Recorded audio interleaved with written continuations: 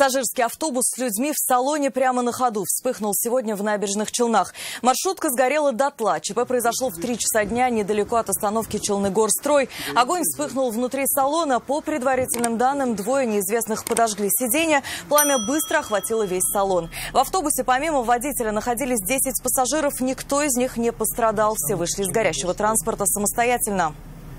Ехал по маршруту, 26-го маршрута.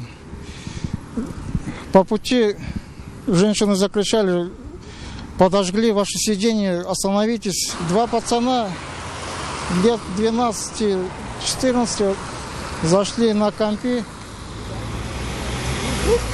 Вот они и подожгли.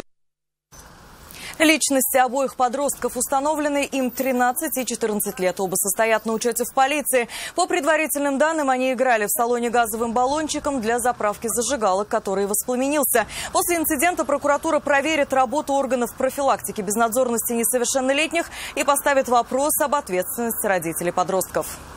Вызов 112 – это главное происшествие Татарстана. Смотрите на нашем сайте и на YouTube-канале ТНВ. Подписывайтесь!